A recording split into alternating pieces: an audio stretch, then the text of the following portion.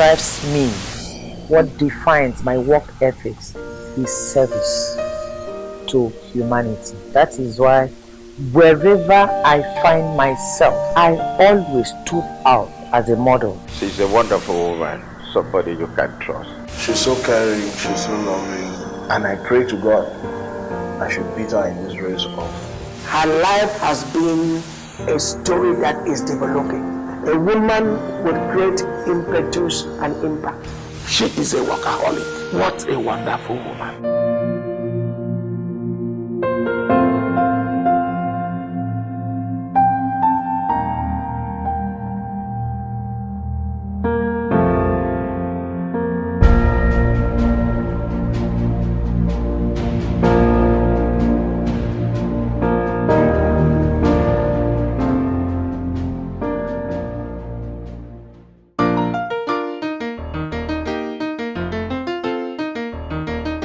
The advancement of women, especially in education, training, and inclusion in power and decision-making, has been of global concern in the current civilization. This has been demonstrated in the various world conferences on women and the resultant strategic actions adopted in the different fora to address these concerns. Our goals for this conference to strengthen families and societies by empowering women to take greater control over their own destinies cannot be fully achieved unless all governments accept their responsibility to protect and promote internationally recognized human rights. And so while the society has been persuaded to give the women folk the chance to exercise their potentialities and rise to the realization of these aspirations, there are women who out of personal effort have been able to rise above societal inhibitions to relevance.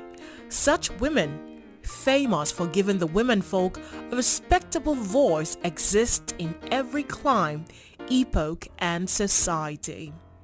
In Nigeria, one of such women is Dr. Mrs. Akon Eyakenyi, a teacher, a technocrat, a politician, a homemaker, and a businesswoman. She is a role model and a pride of womanhood who benefited from a wholesome upbringing despite being an extraction of a large family. I was born into a humble family of late Chief Charlie Uwe of Ukokekong in Refon local government. My late mother, Madam R. Uwe by birth, she's also from Ukokekong, married to an Ukokekong man. A family of 17.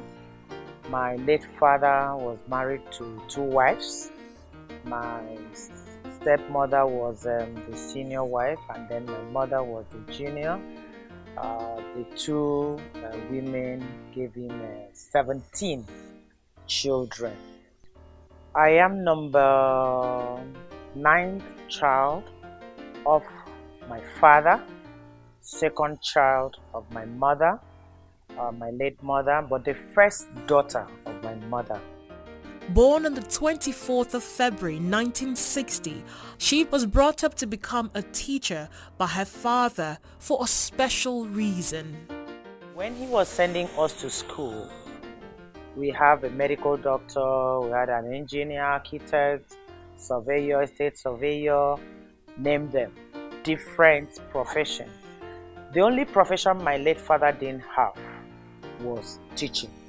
And incidentally, my late father was an instructor in the then ATTC here in Uyo. Woodwork, what you today call woodwork technologies.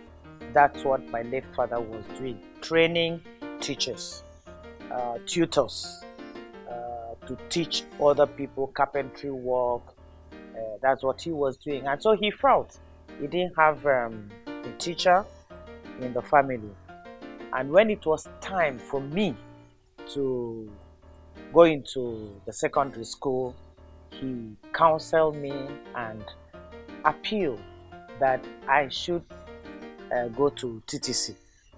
Initially, I wasn't happy because other siblings of mine were going to secondary school, and well, the counsel of the father prevailed.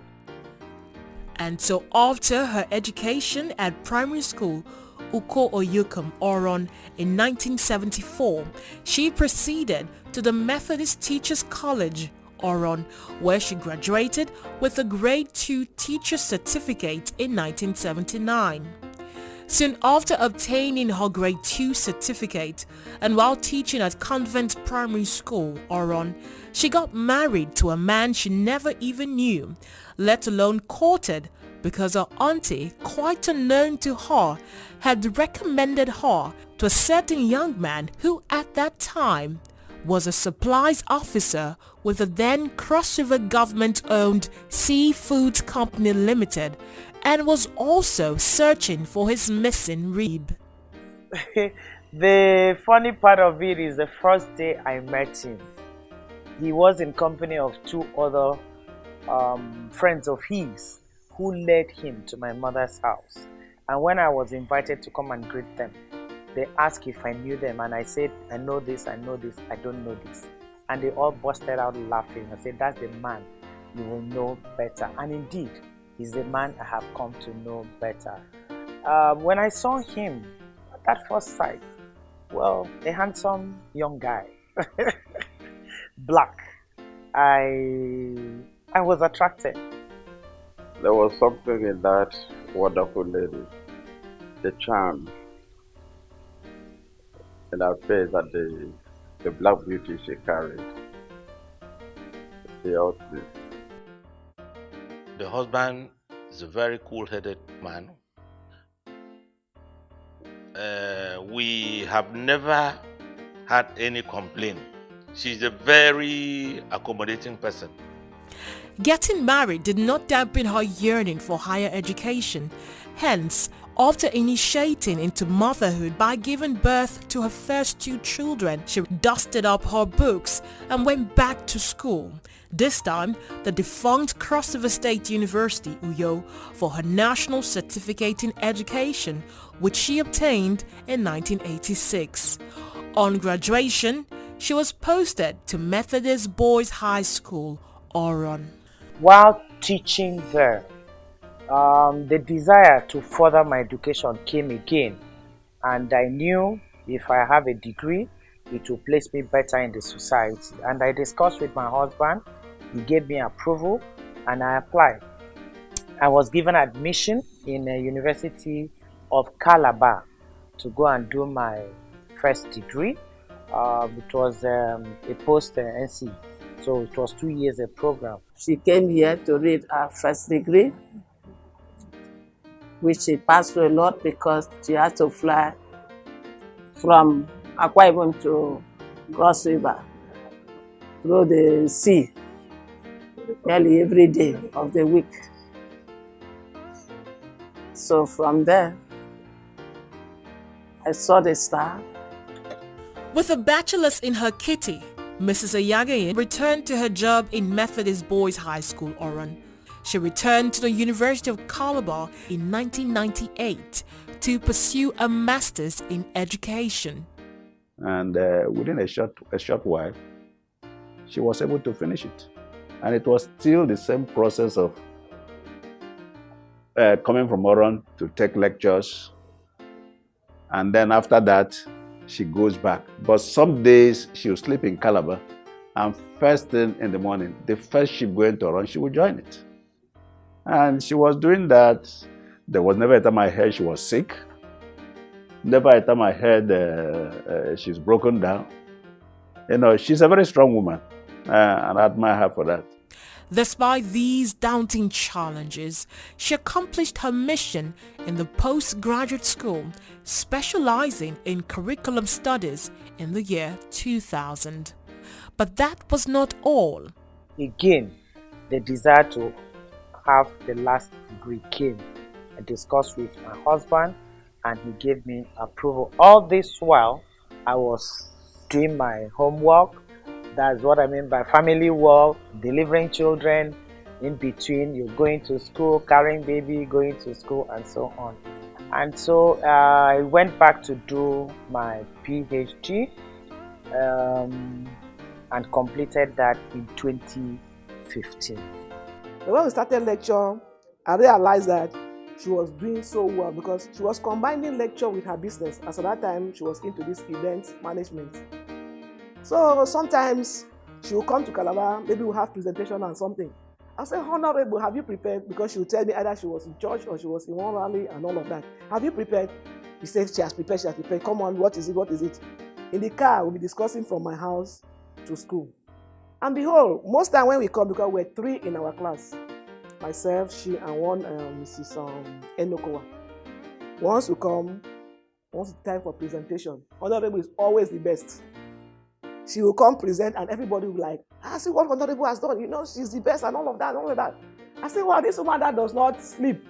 She's either in Uyo, she's either in Lagos, she's either for one political rally or the other, and she's into business and all of that. Then when it is time for exams, it's either she will come to Calabar and spend that period of writing exams. She stays with her sister, but we are quite close. She will come, we'll burn generator from morning till 6 o'clock. We'll be reading because most times she doesn't really have this time to put into her studies. We'll read, and when we come to write exams, she'll always come first. Being a professional teacher, however, did not confine Dr. Mrs. Eyakenyi to the classroom. Her resourcefulness and brilliance were too glaring to be ignored by the political class. In 1990, I had my first political appointment as supervisor for education, youth, sports, and culture in Oron local government. And I also doubled as the chairperson of Better Life program, representing the chairman's wife there in Oron. I had 2 portfolios there. After that stint, which she served on secondment, she went back to teaching. It was while serving as senior education officer in Oron that she got another political appointment, this time as board member 1 in the state's secondary education board. I served there from 1999 to 2000, again another 11 months. In 2000, there was vacancy to appoint a female as Honorable Commissioner from Oron extraction, and my name went in under Architect Obong Victor Tai. Gave me the appointment as Commissioner in charge of Industry, Commerce and Tourism. I was in that capacity as Commissioner for 5 years. The most important, the key project we handled was the 5-star hotel, now the Meridian. In fact, I started the project with the governor. And you can see that Meridian today is a key factor to the development of the state. We started the Meridian Hotel, and we went also into some key areas of tourism in the state. We had to identify all the tourist sites to make sure we can put a Bible map on tourism. Akon was a pivot to that. On completion of her tour of duty as the Commissioner for Tourism, she went back to the classroom, but voluntarily retired from the service a year after to manage her private business. She would in 2013 earn another political appointment when she was appointed the chairman, Technical Schools Board. Another 11 months occurred in my life. From 2013 to 2014, appointments came for me to go to Abuja as a federal minister. So I left Technical Schools Board in 2014 into Abuja. It lasted till 2015, May 29, when we came back home at the end of Jonathan's tenure. As the Honorable Minister of Lands, Housing and Urban Development, she consolidated on the initiatives of her predecessor, while breaking new grounds in her effort to implement the federal government policy on housing, lands and urban development. And in consonance with her legacy-bequeathing attitude, she posted some modest achievements which constitute milestones of her tenure in the ministry.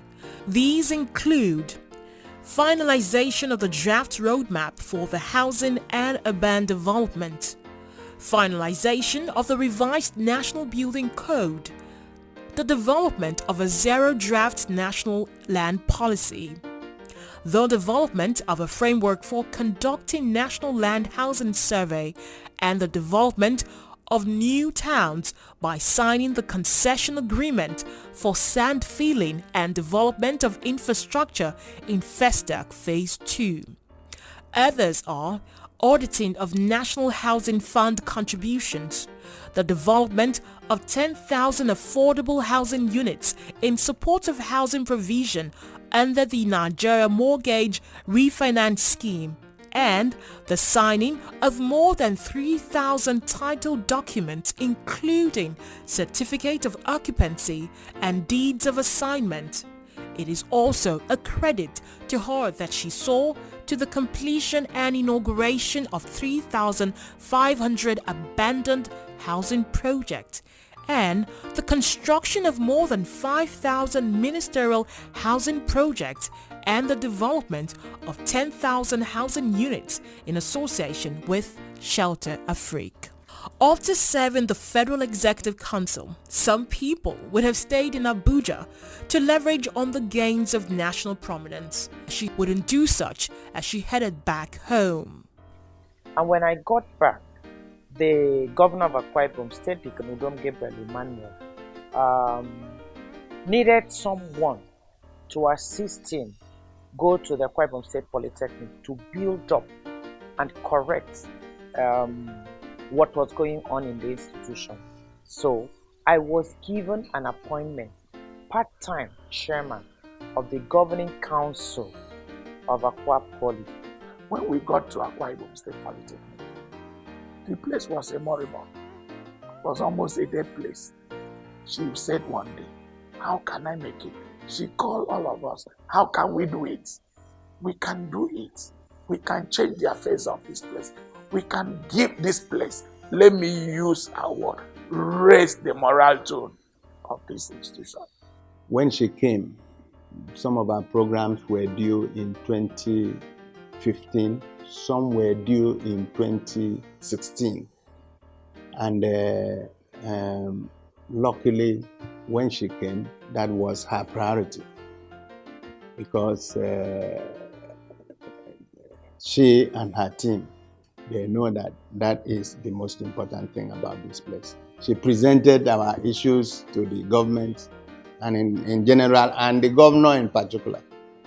And I am very, very happy to say that the governor graciously approved money for us. And we did the accreditation. We hosted accreditation team last year, December. And in fact, we presented 33 programs. And out of the 33, 32 sailed through the accreditation, which is, according to the Executive Secretary of NBT, it has been the best in this country.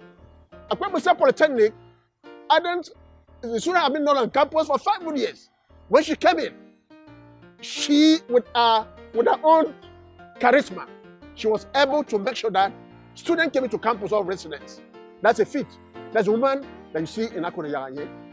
Also, in the Akwa Ibom State Polytechnic, there have been so much of sorting academic fraud.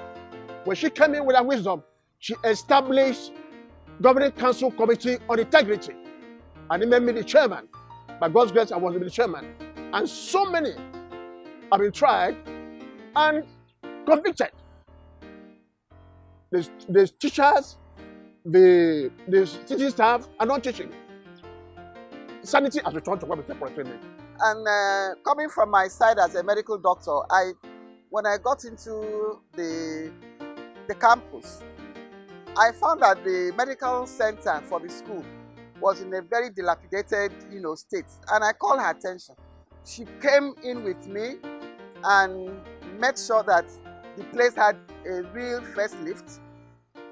And apart from even the landscaping of the entire place, we have been able to set up a commercial pharmacy, and the place that was overgrown with grass is now given a real facelift. And so after posting a stellar performance as the chairman of the governing council of the State Polytechnic, and having made an epoch of her 22-month tour of duty there, she yielded to the call to a higher service by her people. Earlier in the year, she had won the People's Democratic Party's ticket to contest for Akwa Ibom South senatorial seat in the February National Assembly elections.